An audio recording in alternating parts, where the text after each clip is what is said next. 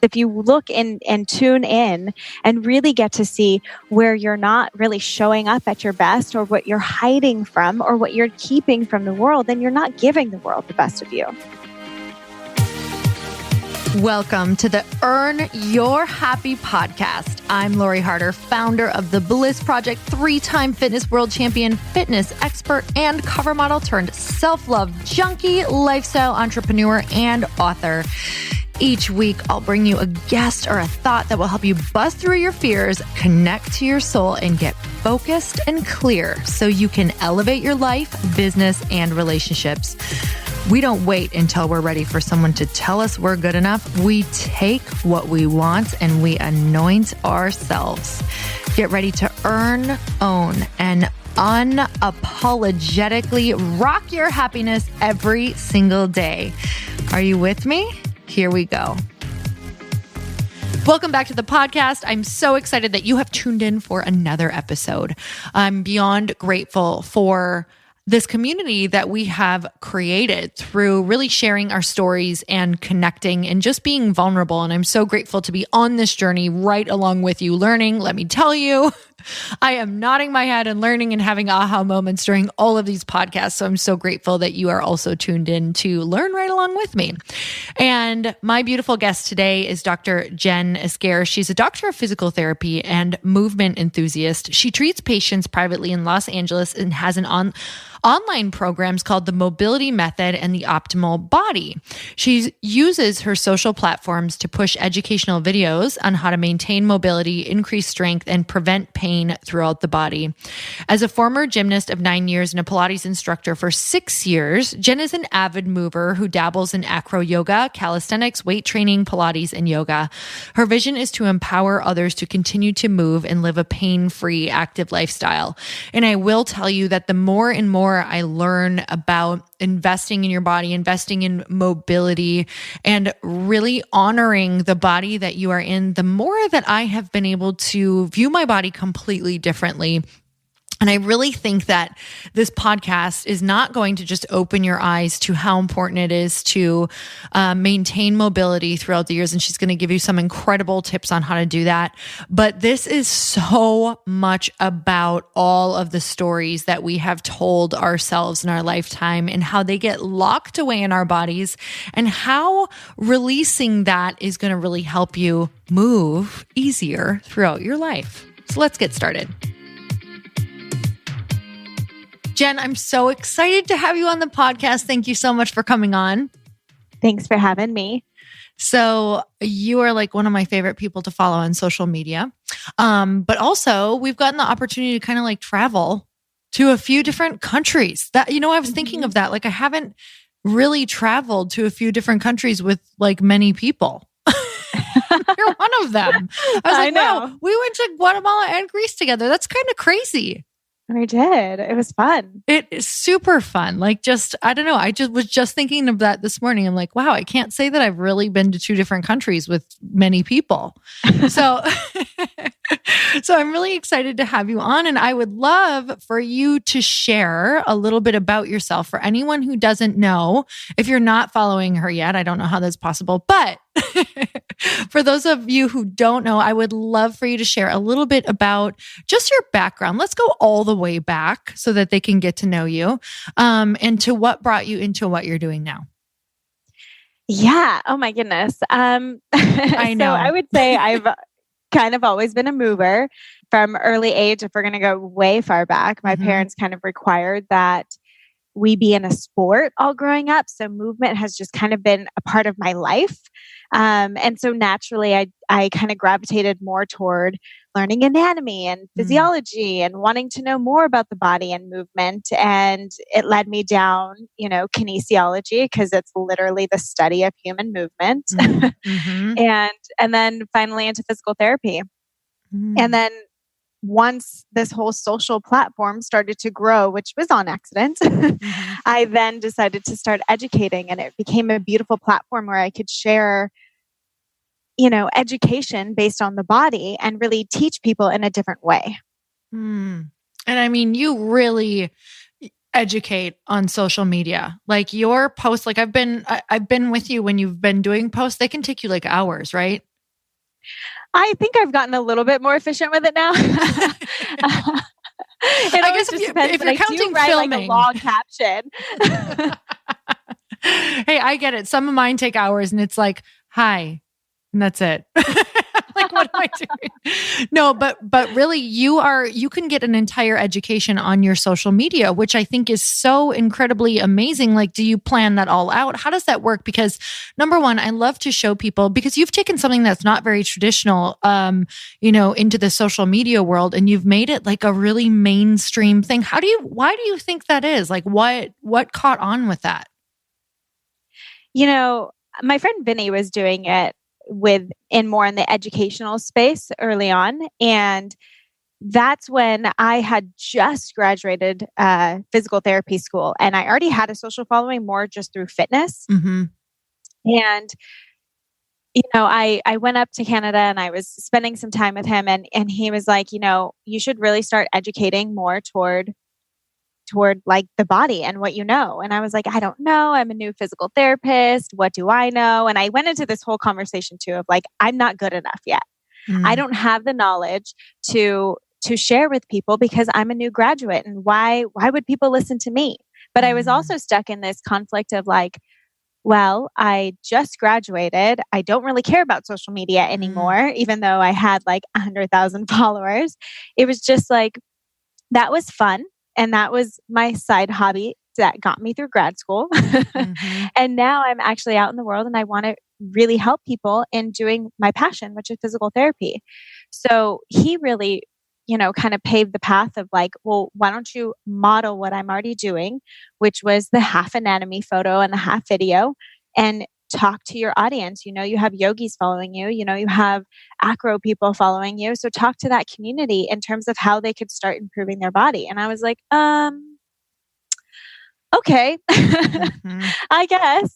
And I just took the leap and started putting out videos, and people really gravitated toward it way more than any of my like, look at what my body could do and crazy fitness tricks. It was people really wanted to learn, which made me so happy. Okay, I love this whole conversation. And you just mentioned something saying the whole beginning part of the I'm not good enough, I'm not sure, what is this? Now, the difference between you, though, is that you took that consistent action even with that conversation going on in your head of I'm not good enough, who do I think I am? Like what, it not making sense, even though your friend is doing it, but not making sense to you that you're the person for it. So I'm going to get into that even more. But in the beginning, what actually made you take action and follow through? Because I'm sure you've had a lot of people that you've talked to and told them like, just do this. It works. Like if you just get out there and share and put yourself out there, but some people don't take the action. So what kind of forced you to do that? I just decided, why not try? And I did have other people where I would meet them in the fitness community, and usually through social media, we'd meet in person and I would talk to them about different injuries and different things that were going on with their body personally. And they would say, why don't you share this information? You have a lot of information. And I was like, oh, do I? And so that's when I was like, okay. And I listened to one friend and she said, just ask your audience what they'd want to learn from you. And so I did, and I decided, oh, okay, I can actually, like, people have questions. And some of these questions I definitely can answer with the knowledge that I have right now. And so when I took their advice and I took Vinny's advice and I just posted a video, I remember waking up the next morning and seeing way more views than my fitness videos. Interesting. And I thought, oh my God, what? This was like, for me, it felt really basic. It felt really, everyone already knows this information, boring. It wasn't catchy and flashy like a fitness video. So I was like, so thrown off. I was like, what? Like people actually are viewing this and looking at it and liking it and saving it and all these other things. So that actually, I was like, okay, let me touch on this again. And again, same response. Let me touch on it again. And so every time I started to do it, people came even more. And my following started to grow way bigger than anything that was within the fitness community. And so I started to realize, even though I feel like I'm still learning, that's okay. I'm going to keep learning. I'm going to continue to be on my journey. And if someone wants to challenge me on something, let me learn. Let me ask why.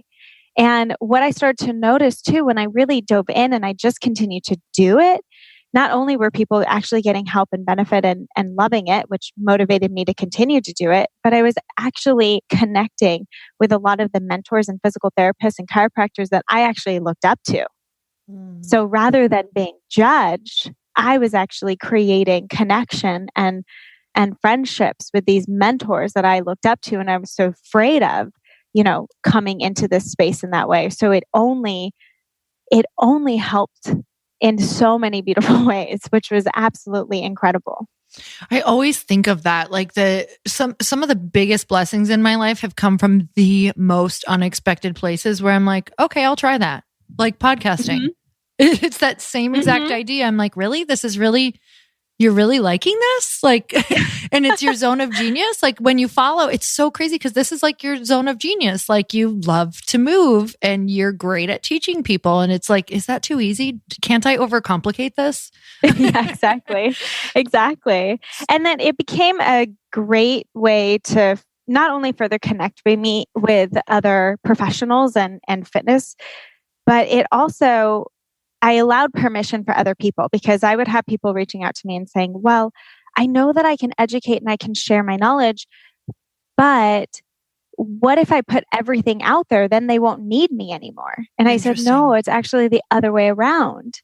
The more information that you put out there, the more people are going to turn to you because now you're a credible source.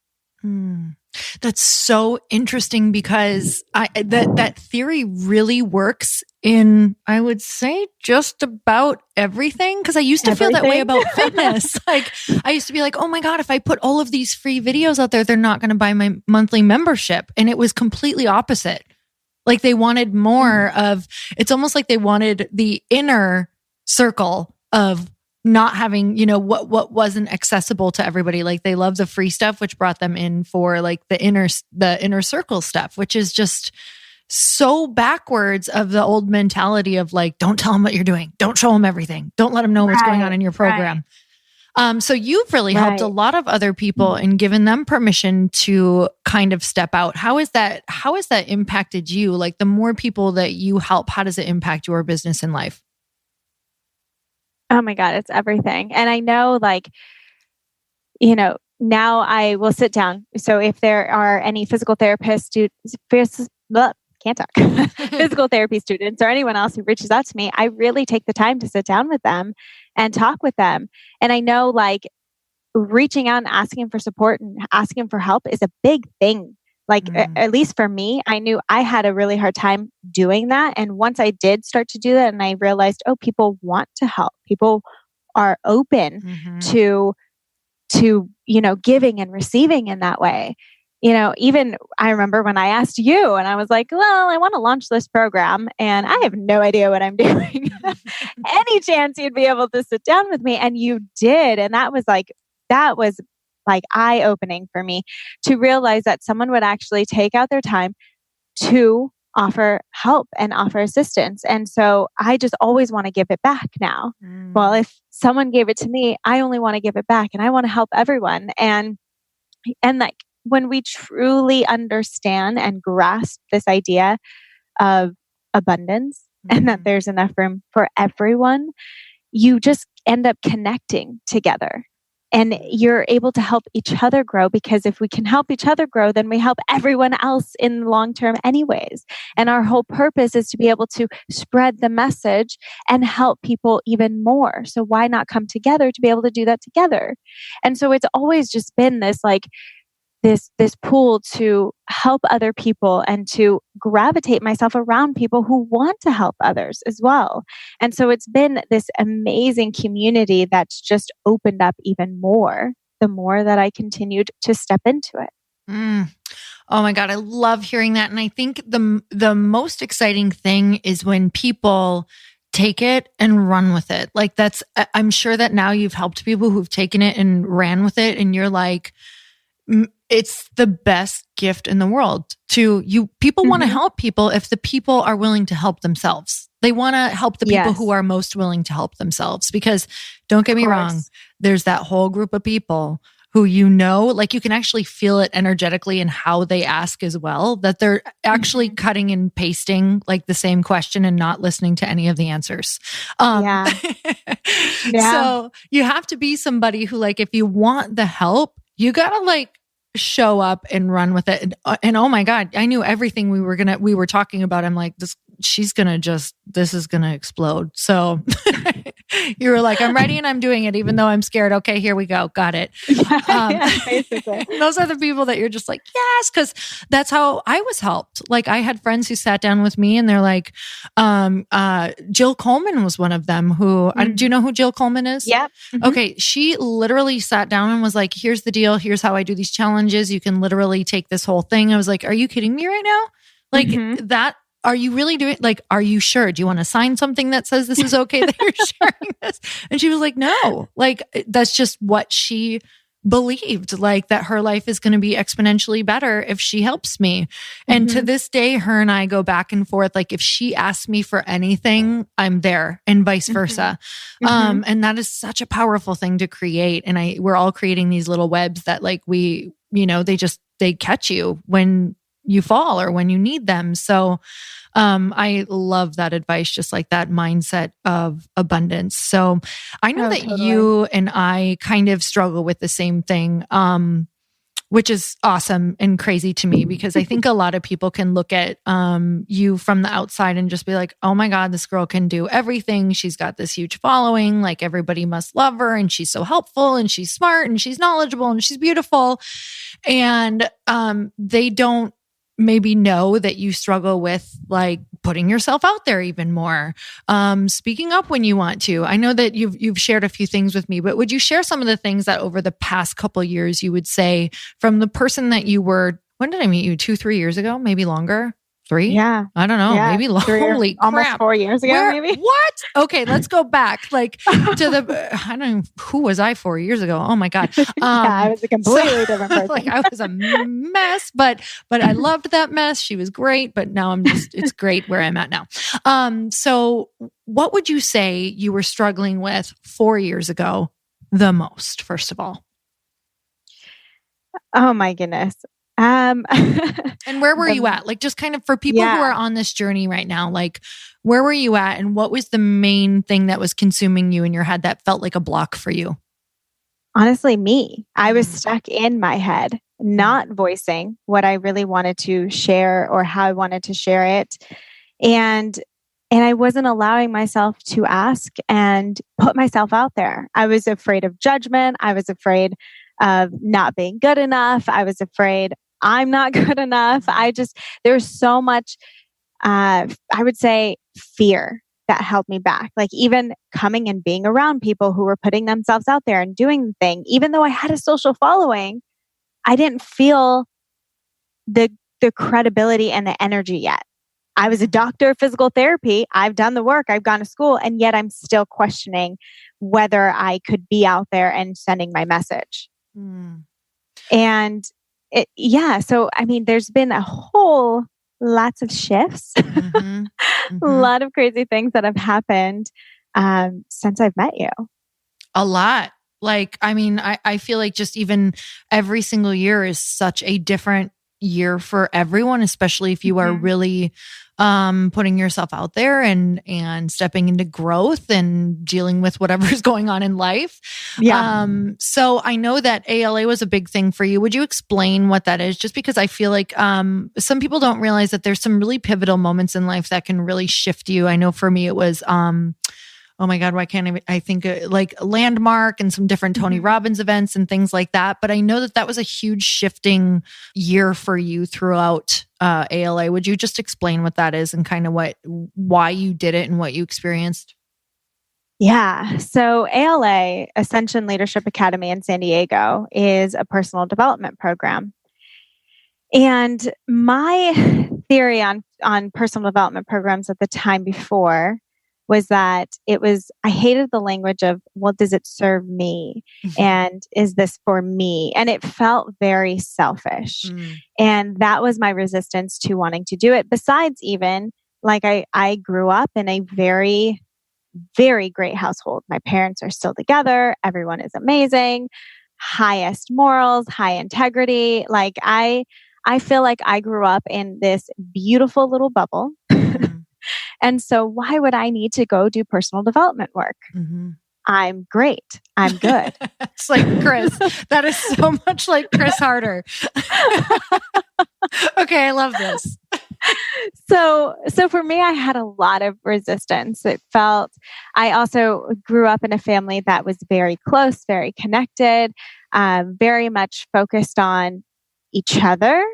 Not so like what would be best for the family? What would be best for this person? Not necessarily what's best for me. And I think at the time too, I didn't even realize that although it was very family focused and very outward focused, my parents definitely still took the time to be focused on themselves as well. And my dad would still do his golf trips with the guys. And my mom worked out like a fiend every day for herself and would also take her girls' trips. So I just didn't see that as work for themselves. I still only saw it as like, no, but they focus on the family.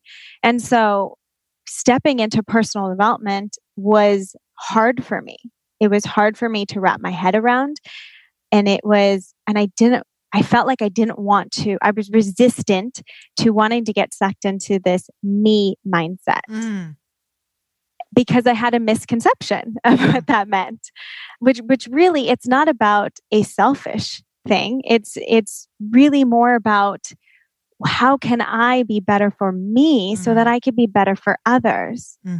So it's not selfish at all, because if you look and tune in and really get to see where you're not really showing up at your best, or what you're hiding from, or what you're keeping from the world, then you're not giving the world the best of you, which is what I realized I wasn't doing on a huge front, because I was sucked into my own insecurities of all these not pretty enough, not fit enough, not smart enough, not good enough, like all of these things, rather than just saying, no, I'm enough. And I'm going to step into what I know and what I can share and how I can actually help, and put all of these stories that I made up about myself at bay.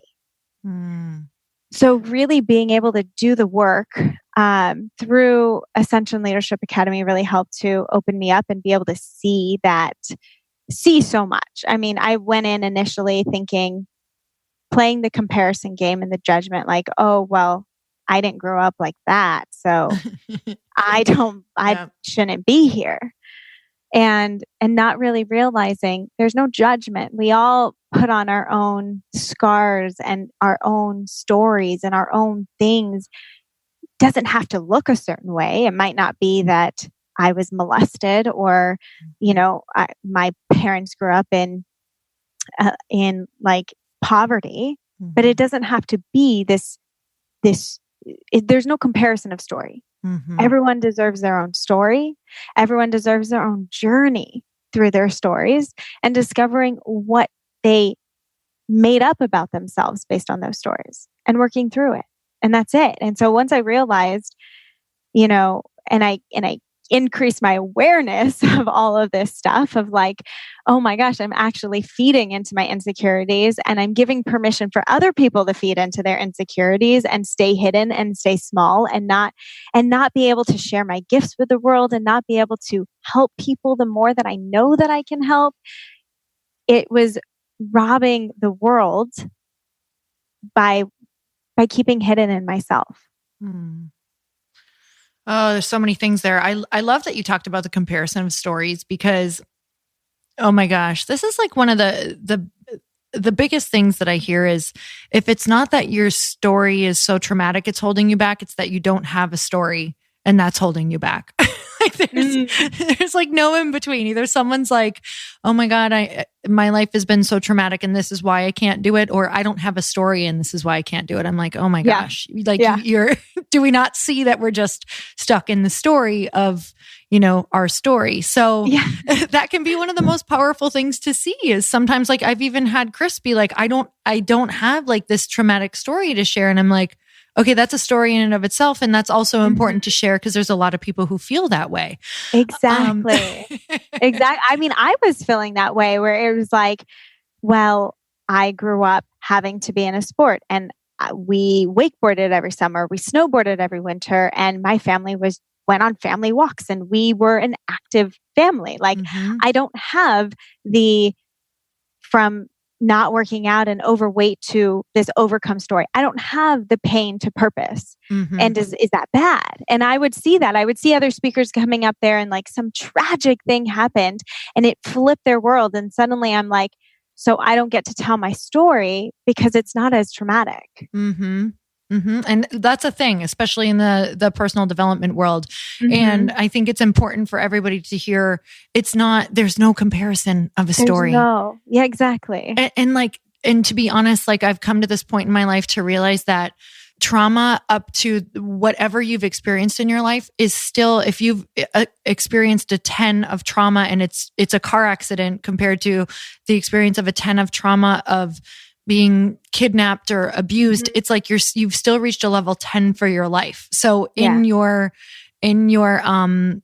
from where you stand, it's the same in your experience. So it's impossible to compare experiences and to also really look at our stories and be like, wow, this is amazing how we can get so stuck in this story that we're telling ourselves. So that's so incredibly just powerful to share because there are a lot of people we know this. Like, I know that you hear this and I know, especially with what you do with mobility, like so much of it, we know it's the body, but we also know how the body is so connected to the mind.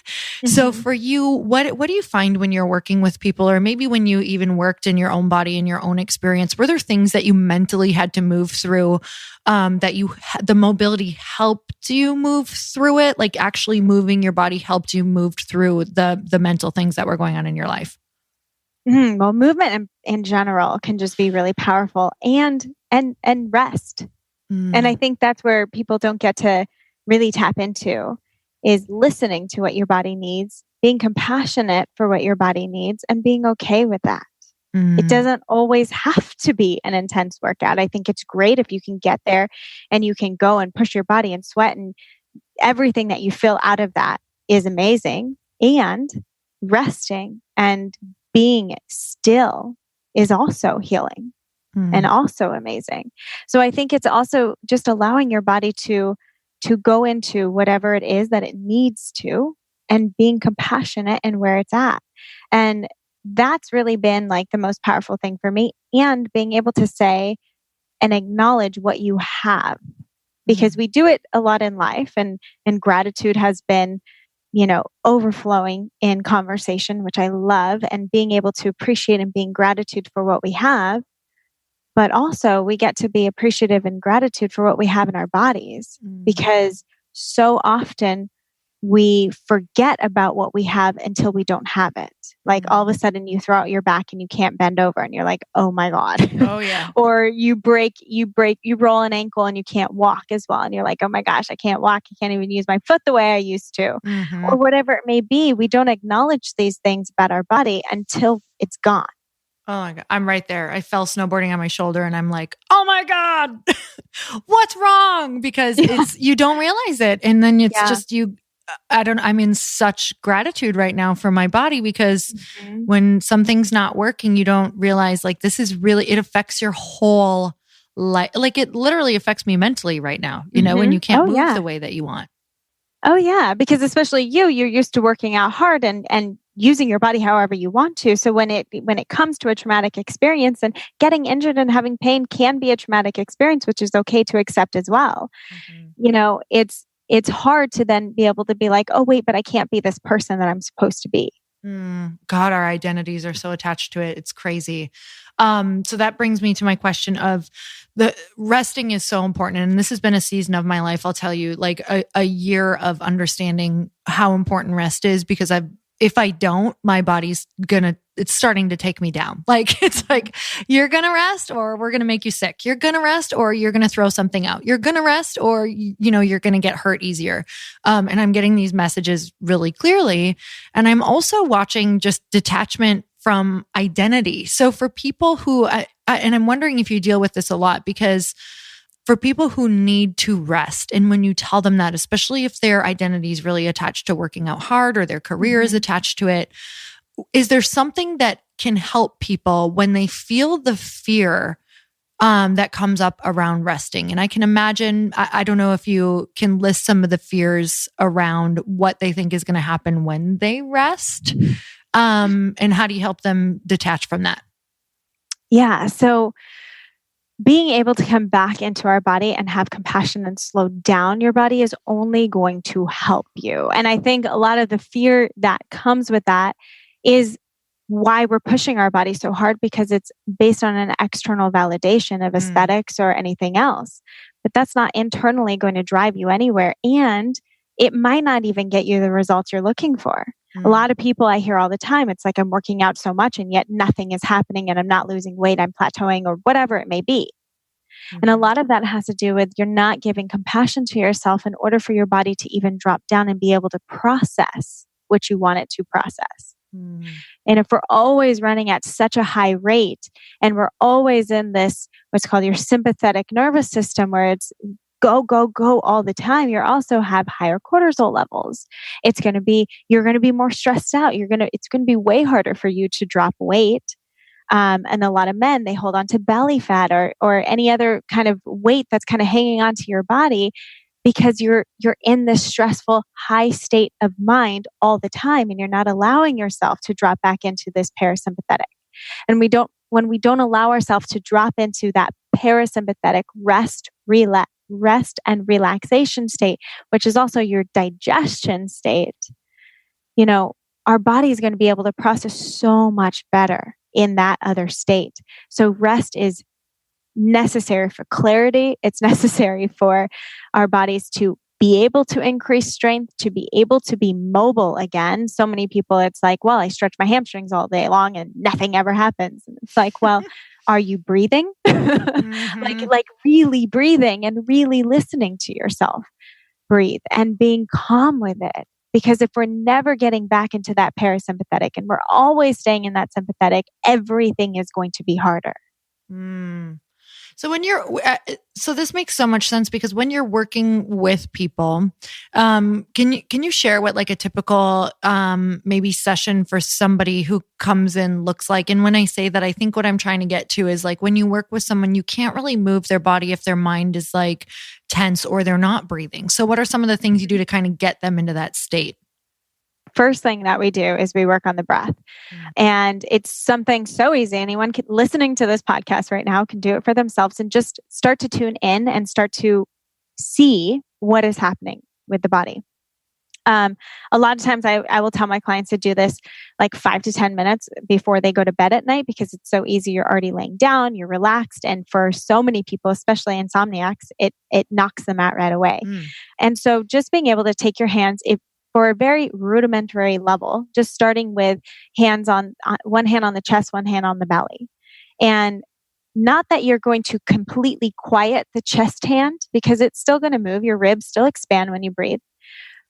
And you don't want to press the belly out. So there's no force in breathing. And I think that got shifted a lot too when belly breathing became a really big thing. I literally had clients that be like, I'm the best belly breather. And they're just forcing their bellies in and out. And I'm like, you're actually forcing you that. You just look crazy. And your rib cage is doing nothing. And I think what we miss is the fact that the reason why we talked about belly breathing a lot is because it should be coming from the lower part of the diaphragm, which is our respiratory muscle. It rests right underneath the rib cage. And so if we're going to get more movement, and the diaphragm doesn't actually expand, it moves down and it moves up when we breathe.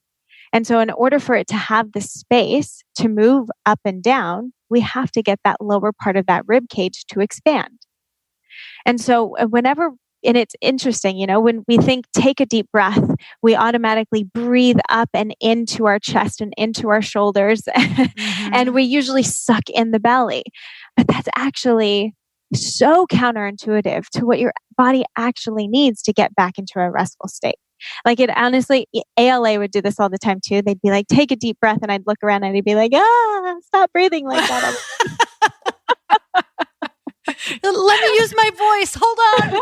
Yeah. Actually, first, can we do this? Yeah. But really, so I start one hand on belly, one hand on chest, and think of just taking a nice, slow, deep breath in from the nose, and then an even slower breath out through your mouth, like you're blowing through a straw, like you're barely trying to flutter the wings on a butterfly, like really softly, really slowly. And see what that starts to feel like. Try to see if you can allow that belly hand to move a little bit more than the chest hand. So not drastic, but it's gonna maybe lift first and then the chest hand lifts and then they both come down together. So that's kind of what you want to start to feel. And then when you feel ready, I want you to bring your hands around your low rib cage. So that can either be like a little bit on the outside. You want your fingers to still kind of fill the belly, but you definitely want to be on the low rib cage area.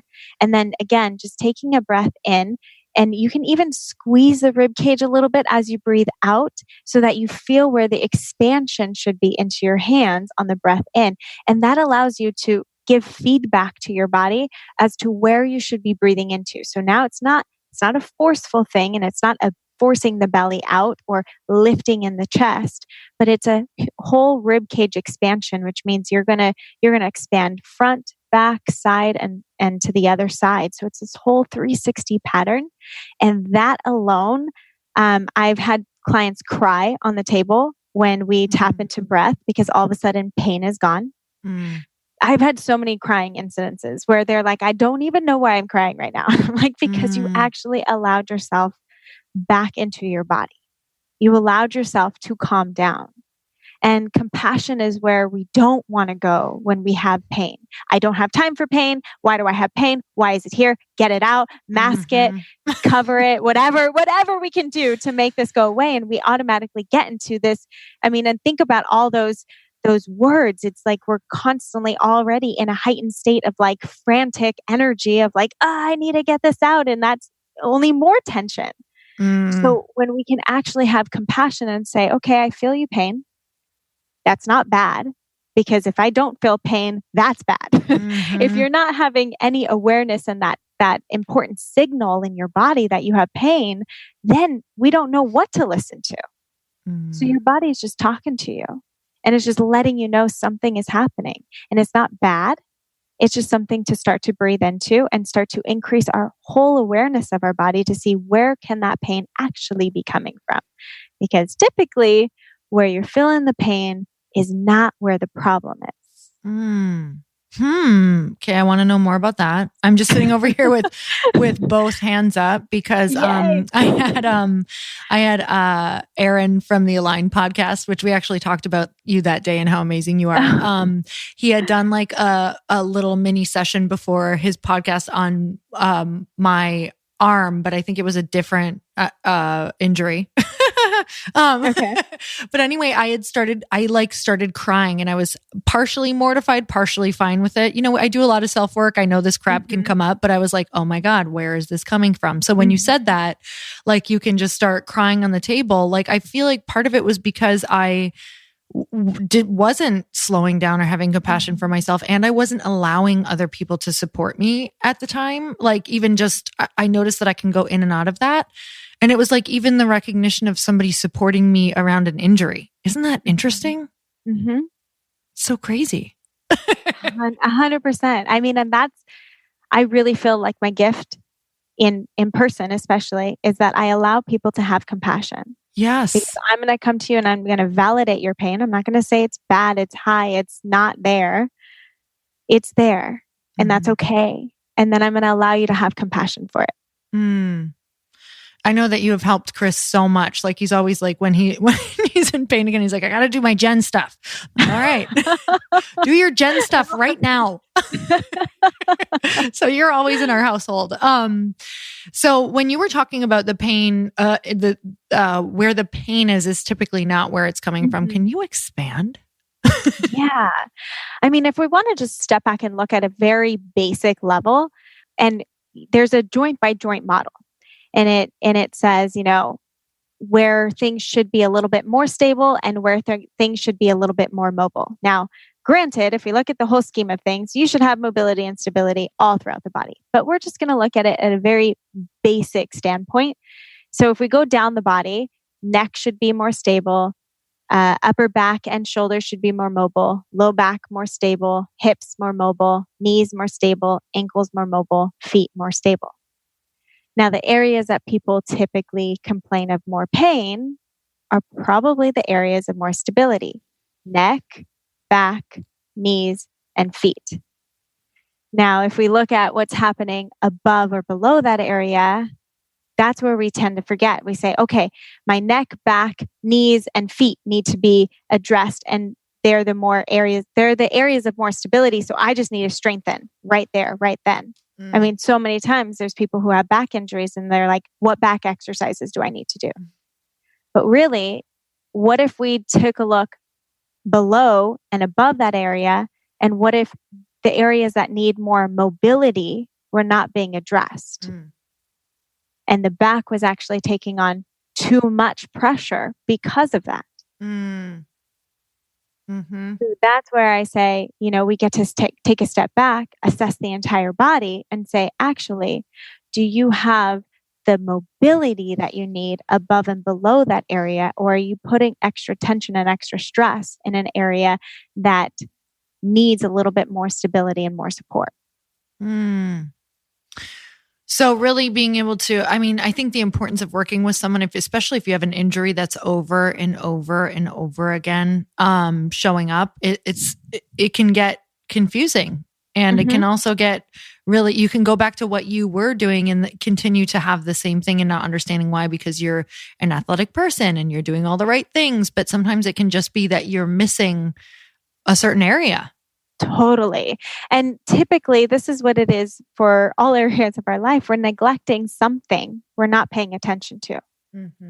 Whether you're sad in emotions, whether you're financially, falling apart, you're neglecting something that should be paying attention to. And that's just what's happening within our bodies.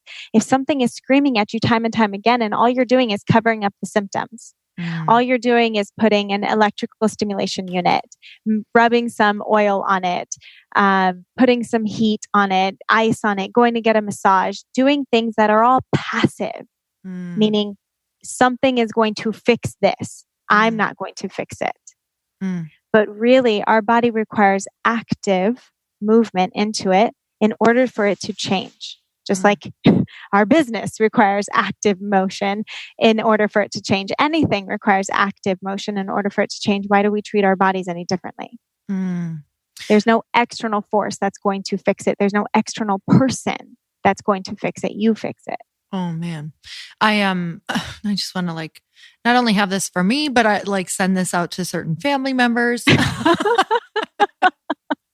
Because I'm just like, oh my gosh, because there's times when that you just said, having mobility to fix it. And so often I have people in my life who are just like, well, I can't move right now because I'm in a lot of pain. That's a consistent thing that I hear from a lot of people in my life. And I'm like, oh, please, you have to actually move your body, but in a way, with help, in a way that's obviously, isn't going to cause damage to whatever you're dealing with. And that's why I think, we're all put on this planet to connect and help each other. And I kind of love that this conversation has gone there so many times, because you have to have somebody else to see the blind spots, because no matter what, we have blind spots. And a lot of times, especially with active people, it's in their body.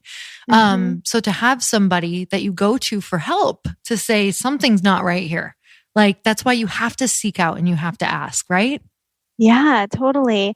And I'll go to someone, I will say, that is going to listen to your full story. Unfortunately, in physical therapy school, you're taught to how to rush through the evaluation and get people back to, well, if they get into story, bring them back to where the pain is. If they get into story, bring them back to what the level is and what measurements you need to do right there. But really, we need the story. So go to someone who's going to allow you to tell your story of pain and what has happened, because so much of that is also wrapped, especially if we're talking chronic pain, fibromyalgia, any of that, so much of it is wrapped into our stories of life and stressors and what's happening. And I rewrite stories all the time for people. I'm like, oh, did you catch that? Did you? Or I had a client with some nerve issues, and it was like, they were getting better working with me, and then they went on vacation and it completely went away. And then they came back to work and it came back. And I said, okay, let's look at that story. It completely went away. You didn't have work. You weren't stressed. You were able to relax, probably breathe. And then it went away. So how could we bring that experience back into our everyday life? I'm just but allowing them to see that, like I can't tell you that it's your stress and you're going to believe me. You're going to be like, no, listen, this is what I'm feeling. So just allowing someone else to tell it and allowing me to just bring it to their awareness, and let's observe it. Let's talk about it. I am like looking at all the parallels in life to this, because it is very real, right? When you sit with someone who's in pain, they're like, I'm feeling like, I have a sword running through my back right now, and you can't tell me that I don't.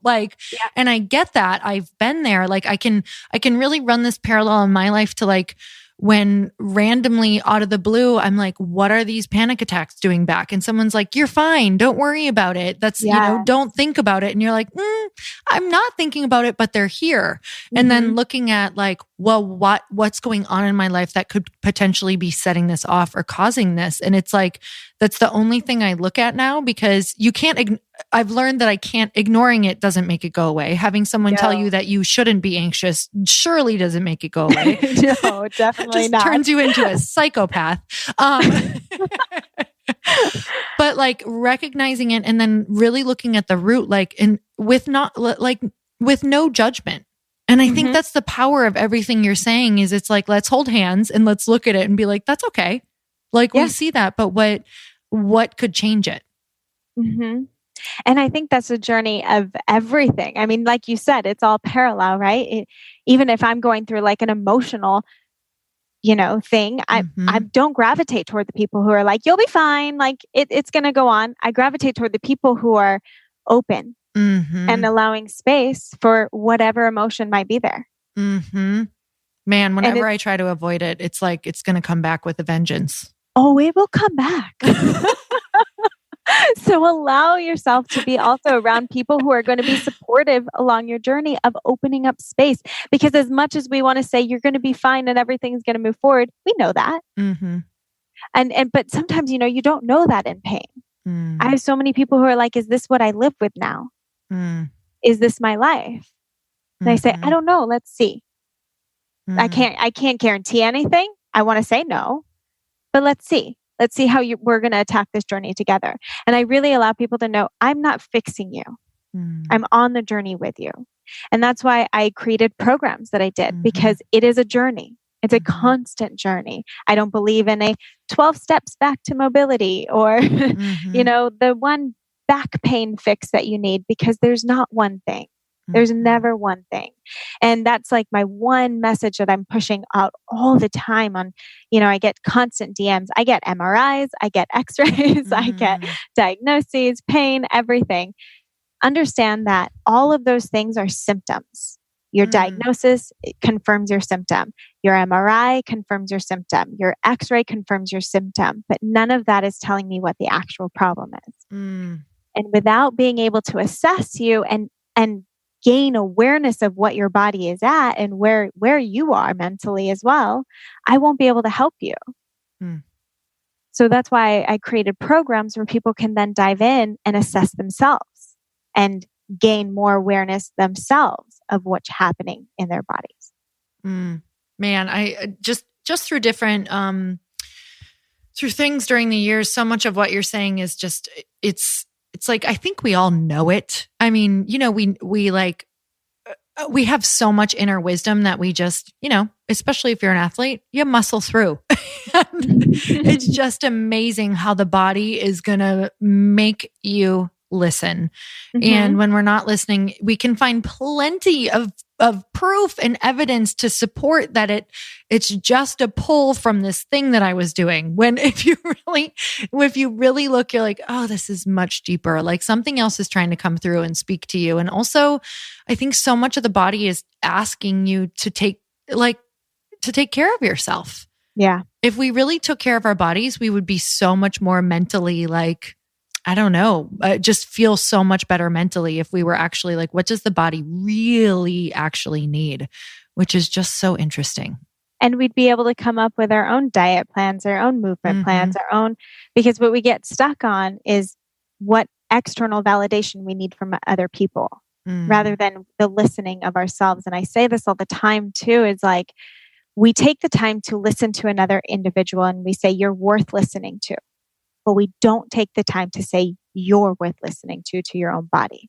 Oh my God. That just brought tears to my eyes. That's so incredibly that's my truth. Wow. That is so true. Like we're always looking for someone else to be like, make us feel better or give us the right answer when we always know, but we're just afraid to lean into it. Mm-hmm. Wow. Exactly.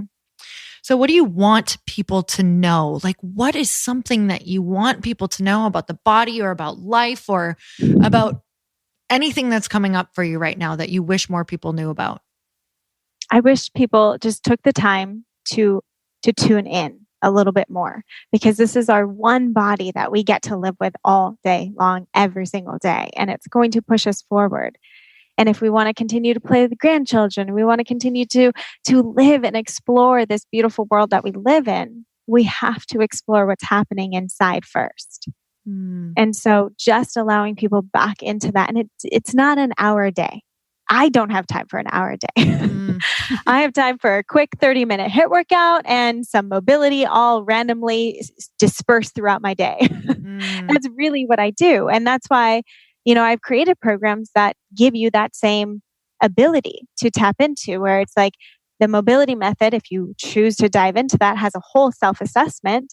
And each exercise is very, very short because you get to pick and choose when you're going to put it in throughout your day and how that looks for your individual body based on what you need. Because there's, again, no one plan for any person. It's your plan for your body. And then also like the optimal body, it's just like, it's a continual message just to tell your body, move into mobility, understand what the core is, not the six pack, and do some functional strength training. And when you have all those together, you're able to really start to listen, increase your awareness, and just move into your body so much better.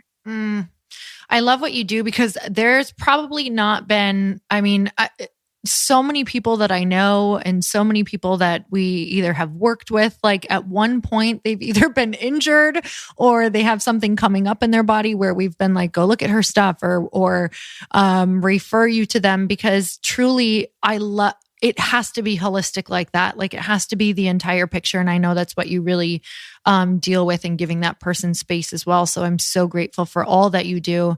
And I'm really, I would love to know any recent wisdom for you, something with, that's come up for you that's really, maybe been something that you are listening to more inside of yourself, or that you want to share with other people. Just, I'm kind of asking, as 2019 has come, like any things that have really kind of flipped for you that you're leaning more into and trusting yourself, inner wisdom, what's coming through for you?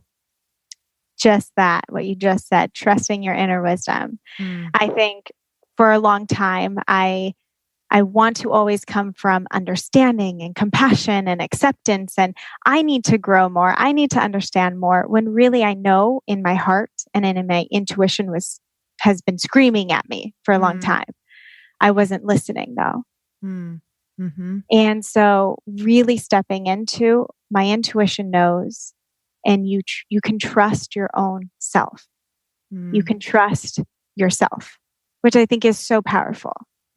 And when people really are able to tap into that and say, I'm trustworthy in myself, it's going to open up so many more doors of compassion, acceptance, and into your own life and into the lives of the people around you.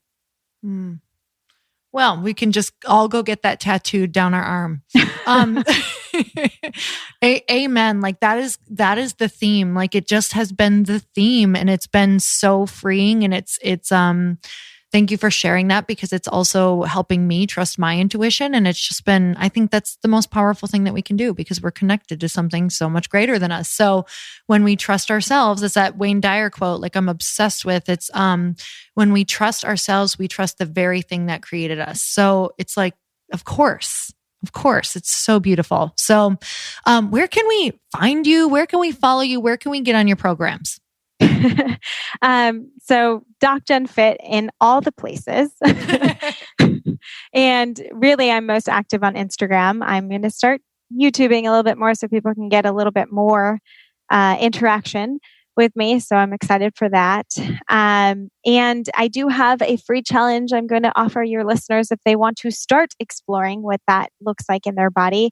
It's just 2 assessments of what's happening in the body and 2 mobility drills that you can do for your body, and you build your own program throughout the 7 days.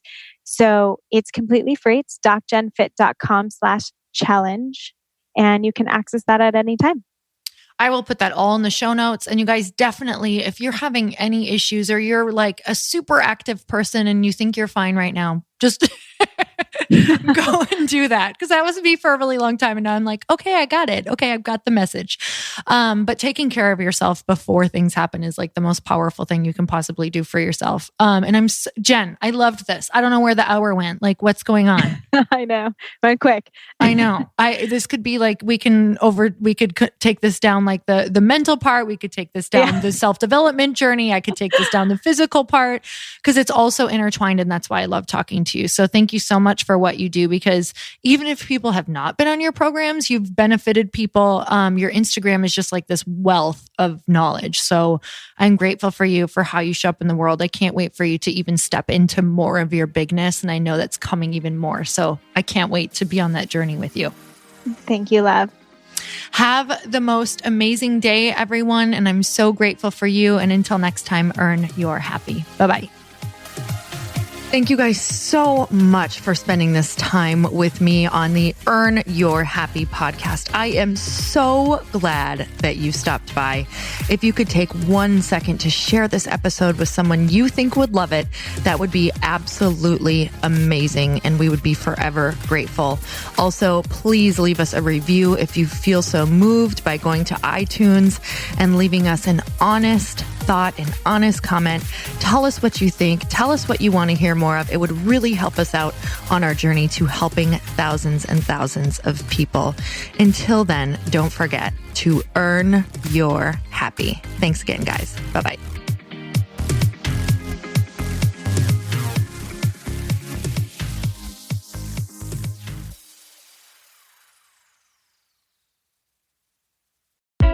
Hey, I know if you're listening to this podcast that you have big dreams and big goals. And one of the things that can really stop you is struggling with your marketing. Trust me, I have been there. Are you using 10 different systems just to build your online business? Then I want you to try Kajabi. Kajabi helps you build your web pages, set up funnels, and sell your courses, content, coaching, or communities.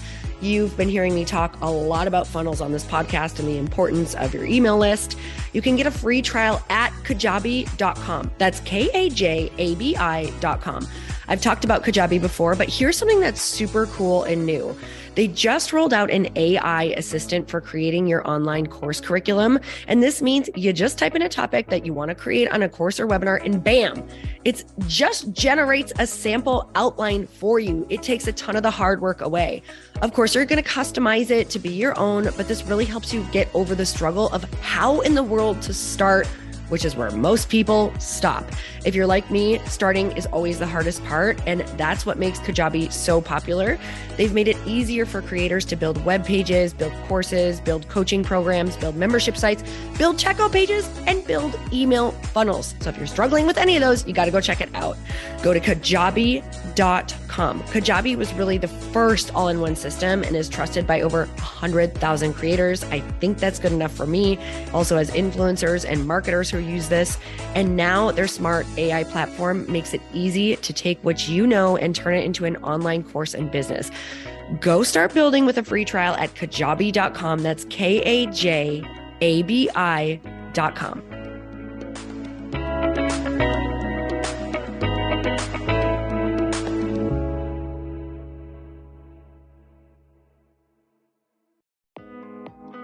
Hey, thanks for listening to the podcast. And I want to make sure that you have my phone number, and I'm not kidding. Did you know that I have a community text number? For real. My phone number is 310-496-8363. This goes directly to my phone.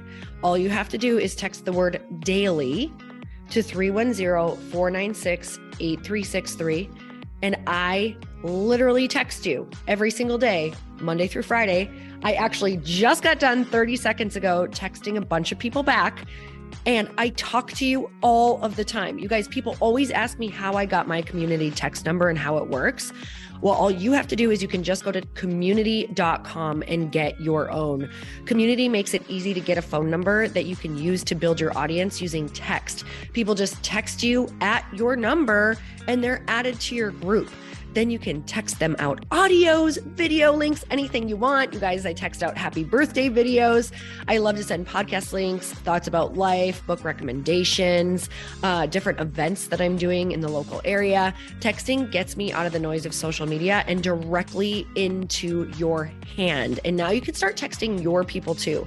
Just go to community.com to get your phone number. They give you a 10-digit real phone number, not those weird short codes that look like spam, but it's more than a phone number. Your new number comes with an inbox for SMS and texting. This means you can actually manage your text list from your computer and an app on your phone. You can schedule text to send at certain times and to certain groups. You can even set up auto replies or let your assistant or customer service team answer your text messages via Community's awesome dashboard. Just go to community.com and ask for a free demo. They'll show you how it works and get you your number. It's time to start texting your audience versus just posting on social media. Everyone uses Community for that. So go check them out at community.com. I can tell you it's not just great for communicating with my audience, but Chris and I use Community and our texts to also sell out our launches. I'm telling you, you get such an incredible response because you really are creating a true, deep sense of community. And it's so intimate. It's freaking amazing. Go check it out at community.com.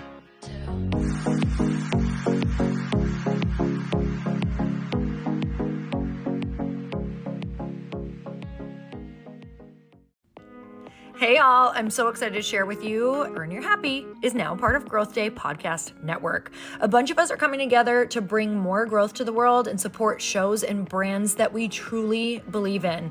And one of my friends is also on the network, and I'd love for you to go subscribe to his show.